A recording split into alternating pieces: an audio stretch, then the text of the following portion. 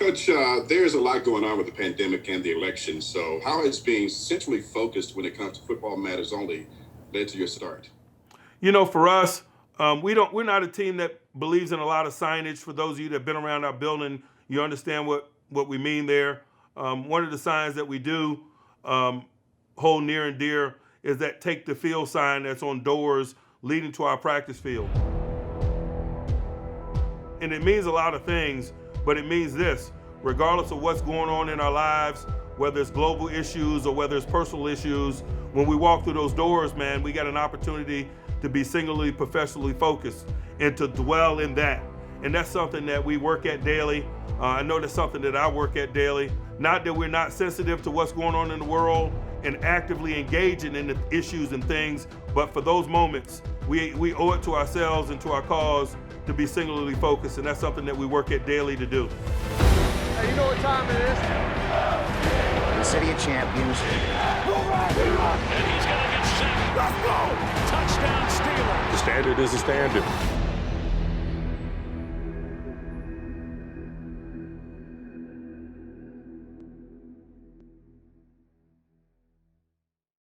He throws it down the field. Oh, that is Chase Claypool into the end zone. 4 touchdowns. That's amazing. Connor off the left side. Connor gets to the chalk. Connor scores. That was an 88-yard drive, Tony. Didn't take him long either. Staying focused on one game at a time has helped propel the Steelers to their best start in franchise history at 9-0. Offensively, Ben Roethlisberger has led a group that has seen 6 players record 20 catches or more so far this year, and 7 different players having scored 2 touchdowns or more. Roethlisberger himself continues to ascend the ladders of multiple franchise and league records. With his 4th touchdown pass today.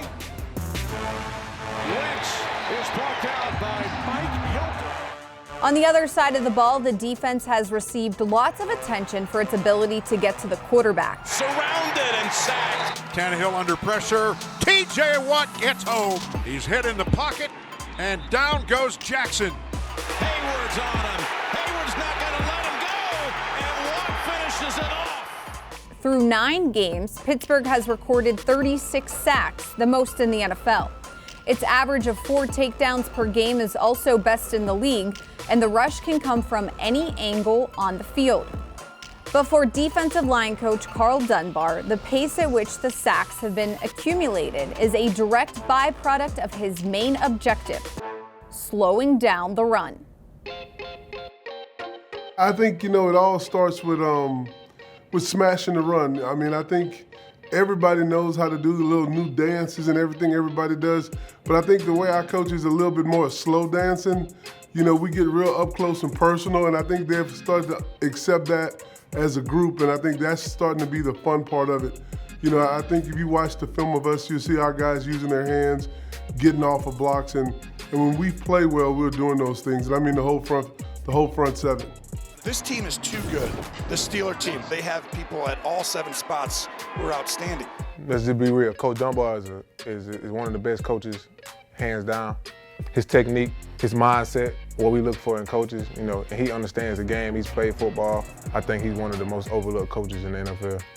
Through the Steelers' first 9 games, the defense has held the opposing team to less than 100 yards rushing in 5 of them.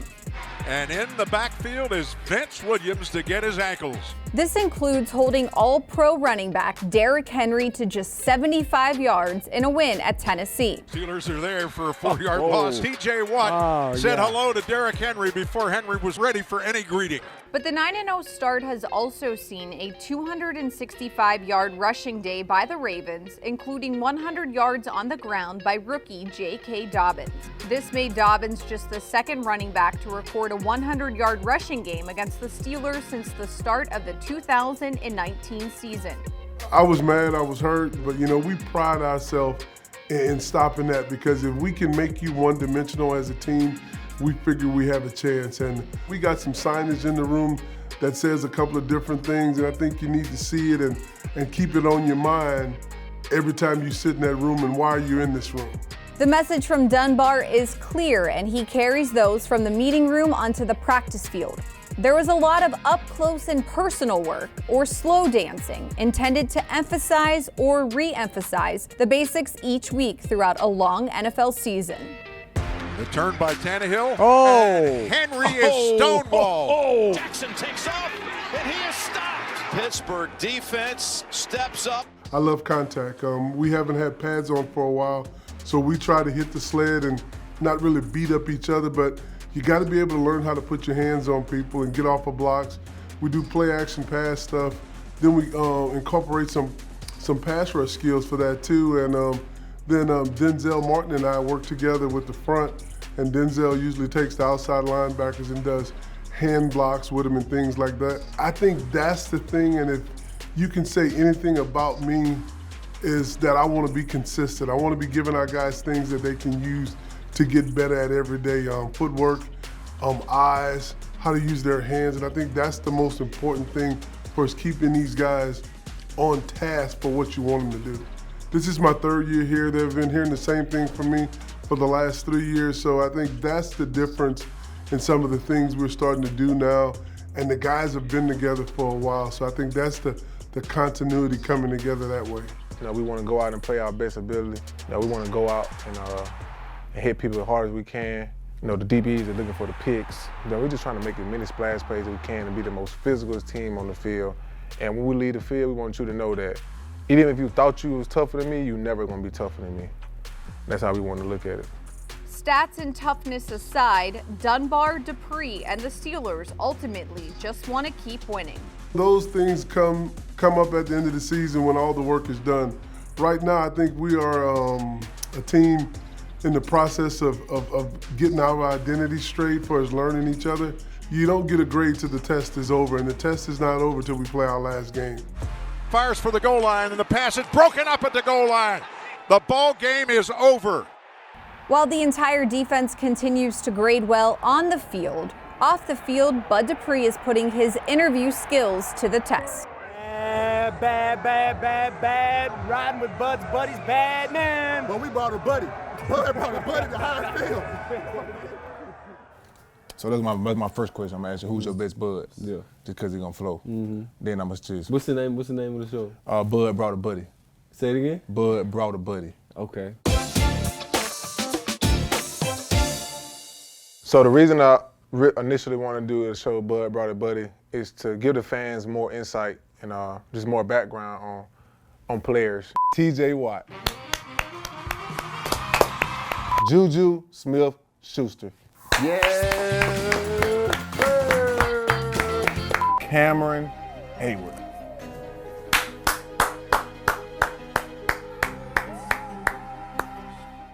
For that off the field stuff, you know, everyday life stuff, what makes them laugh, what makes them happy. You know, besides being a football player, you know, we do a lot of other stuff off the field with our families as well.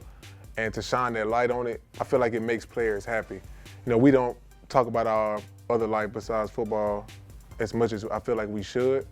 And I wanted my show to be an outlet for that, to just get players relaxed, get players comfortable about talking about their goals, their dreams, their previous life, and you know, just things that they've been through that got them to this point.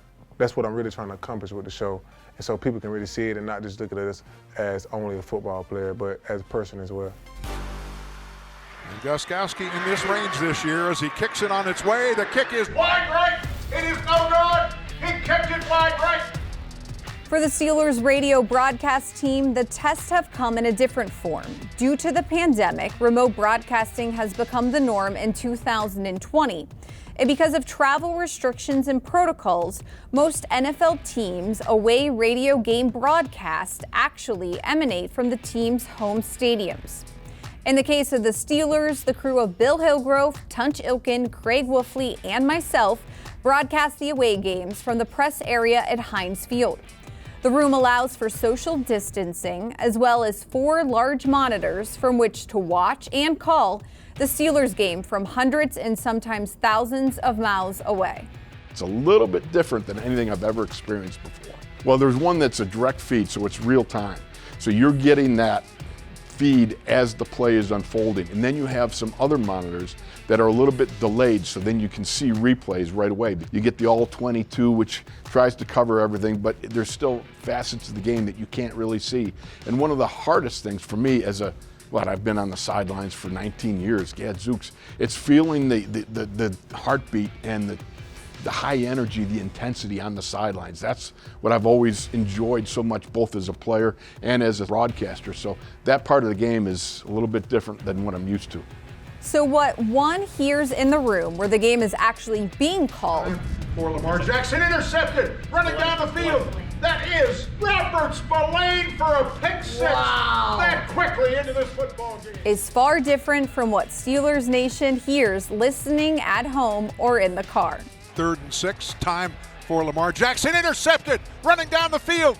That is Robert Spillane for a pick six. Wow. That quickly into this football game. You're away from the game and you can't really feel it the way you could on game day. But then that's where you've got to kind of go back and draw upon all the games that I've played and broadcasted in the past and try to deliver to the fans the very best NFL experience that you can, even though you're quite a bit away from the action. In 2020, everyone has had to make necessary adjustments one way or another. For the Steelers, they've done so while staying focused on winning every game they've played in so far. When you're undefeated, there's many reasons to be smiling, but the players, coaches, and staff know that there is still a long way to go. We enjoy the challenges that the National Football League presents week in and week out. We acknowledge that we're going on the road to an AFC South group, one that we have a history with, one that always plays us tough and always brings a certain edge to play. And so we respect that, and we're going to proceed this week with our work.